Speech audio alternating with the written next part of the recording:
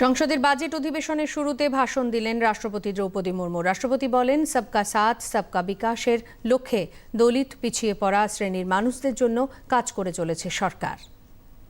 माननीय सदस्यगण, मेरी सरकार दलितों, पिछड़ों, वंचितों, जनजातीय समाज सभी के लिए पूरी संवेदनशीलता से काम कर रही है। सबका साथ सबका विकास का विजन देश के हर नागरिक के जीवन में सकारात्मक प्रभाव ला रहे हैं। वर्ष 2014 की शुरुआत में सिर्फ 25 करोड़ नागरिकों तक की सोशल सिक्योरिटी की योजनाएं पहुंच पाती थी।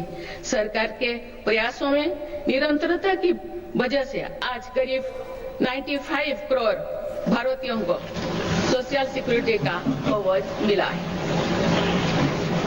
गरीब मरीजों के लिए प्रारंभ की गई आयुष्मान भारत योजना से बीते वर्ष तक देश भर के अस्पतालों में 11 करोड़ से अधिक मुफ्त इलाज किए जा चुके हैं। इस योजना के तहत बीते वर्ष 2.5 करोड़ गरीबों के मुफ्त इलाज मिला है। এই দিন দুর্নীতি প্রসঙ্গ উত্থাপন করেন রাষ্ট্রপতি। তিনি বলেন, দুর্নীতিমুক্ত ব্যবস্থার লক্ষ্যে সফল হয়েছে সরকার। माननीय सदस्यगण, मेरी सरकार भ्रष्टाचार और घोटाला से मुक्त व्यवस्था का निर्माण करने में सफल हो रहा है। इससे करदाताओं की एक एक पाई देश के विकास और जनकल्याण से खर्च हो रही है। भारत आज आधुनिक इंफ्रास्ट्रक्चर पर अभूतपूर्व निवेश कर रहा है। जल, थल, नभ हर क्षेत्र में भारत की तेज गति आज विश्व में चर्चा का विषय है। अटल जी के समय पीएम ग्रामीण सड़क योजना शुरू हुई थी। बीते एक वर्ष में भारत ने लगभग 18,000 किलोमीटर नई ग्रामीण सड़कें जोड़ी है। সংসদে বাজেট অধিবেশনের বক্তৃতায় বিকশিত ভারতের কথা তুলে ধরেন রাষ্ট্রপতি। सदस्यगण, मुझे ये देखकर संतोष है कि आज देश के युवा, किसान, श्रमिक और उद्यमी विकसित भारत के निर्माण में अपनी भूमिका का लगातार विस्तार कर रहे हैं। बीते वर्ष के उत्साहवर्धक आंकड़े इसका प्रमाण है। पिछले वर्ष में भारत ने रिकॉर्ड 350 मिलियन टन से ज्यादा खाद्यान्नों का उत्पन्न हुआ है। 150 मिलियन टन उत्पादन के साथ भारत दुनिया का सबसे बड़ा चावल उत्पादन देश बन गया है। हमारा देश विश्व का दूसरे सबसे बड़ा मछली उत्पादन देश भी बना है।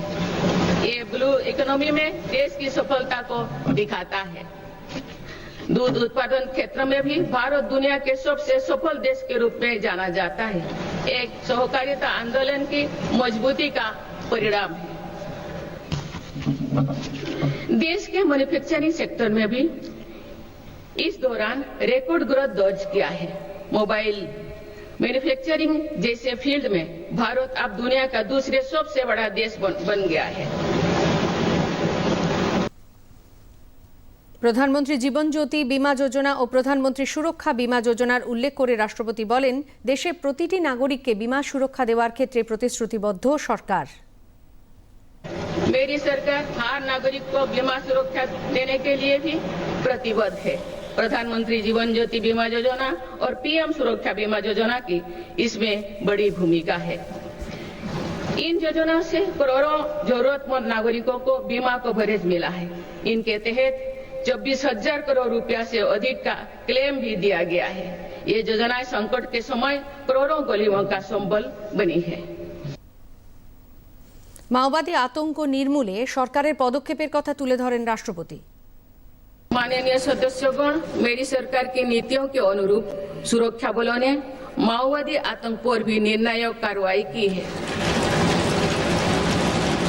वर्षों तक देश के 126 जिलों में असुरक्षा, भय और अविश्वास का वातावरण था। माओवादी विचारधारा ने कई पीढ़ियों का भविष्य अंधकार में डाल दिया। इसका सबसे ज्यादा नुकसान हमारे युवाओं, आदिवासी और दलित भाई बहनों को हुआ। आज माओवादी आतंक की चुनौती 126 जिलों से घटकर 8 जिलों तक सीमित हो गए हैं। इनमें भी 3 जिले ही ऐसे हैं जो गंभीर रूप से प्रभावित है। इस एक साल में माओवादी से जुड़े लगभग 2000 लोगों ने आत्मसमर्पण किया है। इससे लाखों नागरिकों के जीवन में शांति लौटी है। माओवादी से प्रभावित रहे इलाकों में परिवर्तन को आज पूरे देश देख रहा है। बीजापुर के एक गांव में 26 साल बाद बस पहुंची तो लोगों ने इसे उत्सव की तरह खुशी मनाई।